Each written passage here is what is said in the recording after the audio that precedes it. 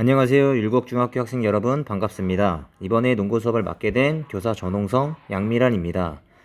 농구하면 역시 슬램덩크 아니겠습니까? 슬램덩크를 혹시 모르는 학생들이 있으면 유튜브에 슬램덩크를 찾아봐도 좋고 선생님들이 도서관에 슬램덩크 만화책을 비치해 놓았으니 시간이 있는 학생들은 도서관에 가서 보도록 합니다. 수업을 시작하기에 앞서 이 슬램덩크 노래를 한번 듣고 시작해 보겠습니다.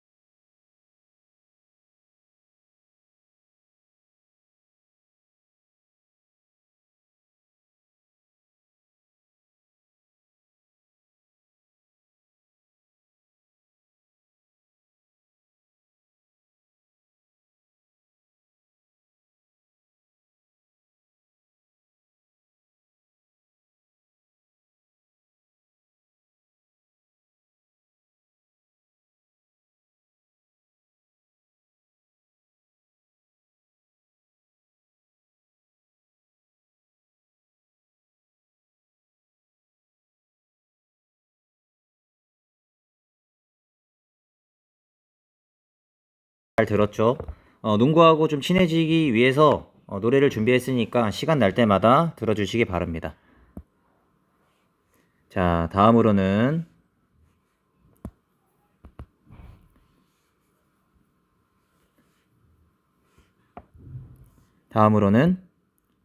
준비 운동입니다. 수업에서 가장 기본이 되는 것은 준비 운동입니다. 영상을 시청하고 농구를 할 때 특히 조심해야 되는 부분에 대해서 알아보도록 하겠습니다. 추가적으로 자, 농구는 특히 손목과 발목을 많이 다칩니다. 착지할 때나 움직임이 많을 때 더욱더 조심하도록 합니다. 자, 다음으로는 농구의 기본 기능입니다. 선생님이 저번에도 설명했지만 선생님이 정의하는 농구의 기본 기능은 첫 번째 슛, 두 번째 패스, 세 번째 드리블입니다. 농구는 제한된 시간 안에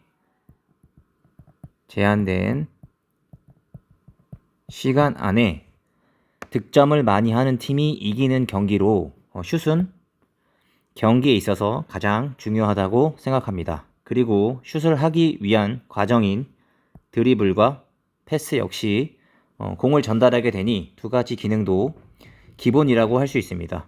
여러분이 생각하는 기본 기능은 어떤 건지 한번 생각해 보도록 합니다. 다음으로는 농구의 포지션입니다. 포지션에 대한 이해가 선행되어야만 농구를 조금 더 잘 이해할 수 있고 즐겁게 시청을 할 수 있습니다. 먼저 농구의 포지션은 크게 가드, 포워드, 센터로 구분된다고 저번에 설명을 한번 한 것 같습니다. 가드는 다시 포인트 가드와 슈팅 가드로 나누어지며 포워드는 다시 파워 포워드와 스몰 포워드로 나누어지게 됩니다. 먼저 포인트 가드에 대해서 설명을 하도록 하겠습니다. 통상 포인트 가드는 1번을 의미합니다. 여기서 얘기하는 1번이라는 것은 등번호, 다시 말해서 백넘버가 아니고 포지션 번호를 의미합니다. 포인트 가드는 코트 안의 사령탑으로서 득점 기회를 창출하거나 직접 골대로 돌파를 시도합니다. 현재는 패싱 스킬, 볼 핸들링, 넓은 시야가 필수적이며 3점 슛 능력과 돌파 능력까지 요구되는 포지션입니다. 그래서 포인트 가드로 대표적인 선수는 현재 골든 스테이트 워리어스에서 뛰고 있는 스테판 커리를 예로 들 수가 있습니다. 자, 두 번째로 슈팅 가드가 있습니다. 자, 슈팅 가드의 가장 큰 임무는 외곽 슛입니다. 현재 농구에서 3점 슛의 능력이 중요해진 만큼 가장 중요한 포지션이라고 할 수 있습니다. 슈팅 가드로 대표되는 선수는 자, 현재 NBA에서 뛰고 있는 르브론 제임스라는 선수와 카와이 레너드라는 선수를 대표할 수가 있습니다. 자, 다음으로는 포워드입니다. 포워드는 다시 키가 큰 파워 포워드와 상대적으로 키가 작은 스몰 포워드로 나누어지게 됩니다. 먼저 스몰 포워드에 대해서 설명하도록 하겠습니다. 스몰 포워드로 대표되는 선수는 저번에도 설명했듯이 스카리 피펜이라는 선수가 있고 스몰 포워드는 주로 득점을 책임지며 센터와 가드 사이에 위치합니다. 센터와 파워 포워드의 경우 가드의 역할이 굉장히 중요하지만 스몰 포워드의 경우 적당한 공간으로 볼을 투입하면 개인기로 득점을 올리는 경우도 많습니다. 자, 다음으로는 파워 포워드입니다. 자, 센터보다는 키가 작지만 주로 인사이드 공격을 합니다. 인사이드라는 것은 이 부분을 의미합니다. 골밑과 중거리 슛을 통해 득점을 노리고 하지만 다시 골밑과 중거리 슛을 통해 득점을 노립니다. 하지만 파워포워드의 가장 중요한 임무는 리바운드입니다. 자, 파워포워드로 대표적인 선수가 현재 브루클린에서 뛰고 있는 케빈 듀란트라는 선수고 다시 케빈 듀란트라는 선수가 뛰고 있고 슬램덩크 만화에 보면 리바운드를 제압한 자가 경기를 지배한다 라는 대사처럼 리바운드는 가장 중요한 농구의 기술이기도 하니 기억하시기 바랍니다. 자, 마지막으로는 센터입니다. 자, 페인트 존. 여기 이 부분을 지금 페인트 존이라고 하는데 페인트 존에서 득점을 올리고 리바운드를 책임지며 수비에서는 상대방의 공격을 블락하기도 합니다. 자, 센터로 대표적인 선수는 지금은 은퇴했지만 샤킬 오닐이라는 선수가 있습니다. 다시 샤킬 오닐.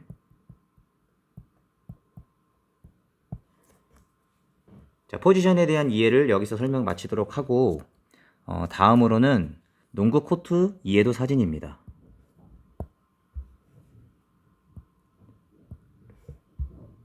자, 먼저 사진을 보도록 합니다. 1번. 자, 1번 하프 코트는 전체 코트의 중간을 의미합니다. 자, 여기 지금 요 부분을 하프 코트라고 이야기를 하고 마찬가지로 반대편에 똑같은 규격의 코트가 존재하겠습니다. 자, 2번. 농구 골대에서 가장 먼 쪽을 농구에서는 하이라고 하고 농구 골대에서 가까운 쪽을 로우라고 합니다. 2번 하이는 중앙 3점 라인 근처로 주로 가드가 많이 위치하는 지역입니다. 3번 미들은 자유투 라인 근처를 의미하며 하이와 로우의 중간 사이를 의미합니다. 4번 로우는 골밑과 엔드라인 근처를 의미하며 5번 엔드라인은 골밑 라인아웃 선을 의미합니다. 6번 사이드 라인은 코트 양옆 라인아웃 선을 의미하며 7번 하이포스트는 자유투 주변으로 주로 센터가 위치하여 볼을 배급하는 지역입니다. 8번 미들은 자유투 라인 네모박스 양 모서리를 의미합니다. 9번 로우 포스트는 골밑 근처로 역시 센터가 골밑에서 자리 잡는 위치를 의미합니다. 10번은 45도로 윙 또는 윙 사이드라고 합니다. 11번 골밑 45도로 박스 라인 중간 45도를 의미합니다. 자, 다음으로는 심판 수신호입니다. 먼저 파울을 나타내는 수신호입니다. 파울은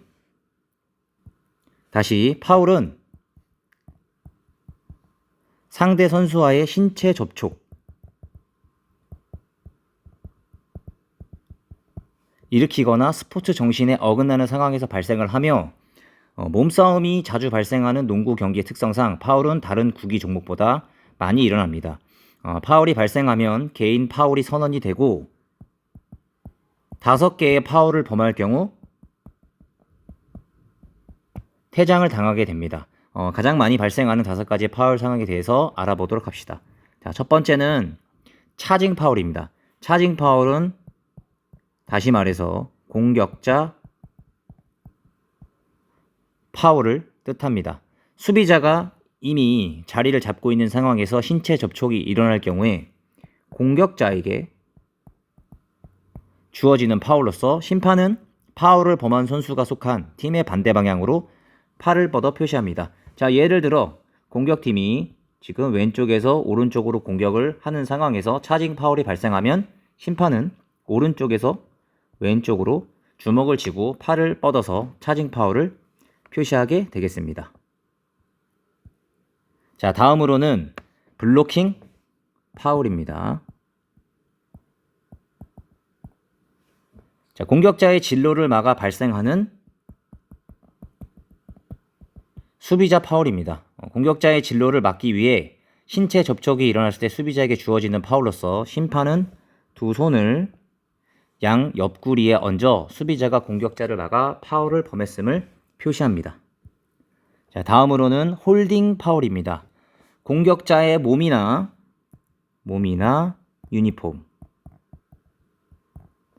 유니폼을 잡았을 때 선언되는 파울로서 공격자의 동작을 방해한 곳으로 몸의 어느 부분이든 상대의 행동을 손으로 저지하는 것은 홀딩 파울입니다. 심판은 수비자가 공격자를 붙잡았다는 뜻으로 한쪽 팔로 다른 팔의 손목 부분을 잡아 표시합니다. 다음으로는 하킹 파울입니다. 수비자가 공격자를 팔로 쳤을 때 선언되는 파울로서 수비자가 공격자의 볼의 움직임을 제약하기 위해 손을 내밀다가 공격자의 팔을 쳤을 때 주어지는 파울입니다. 심판은 수비자가 공격자를 팔로 치는 모습을 보여주기 위해 주먹을 쥔 상태에서 왼손을 쭉 뻗어 오른손 팔목을 가볍게 쳐주는 것으로 표시합니다. 자, 다음으로는 푸싱 파울입니다.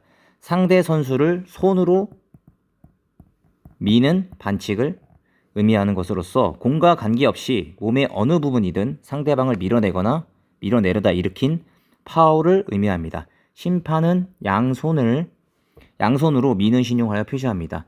특이하게 푸싱 파울은 공과 관계없이 파울이 발생하기도 합니다.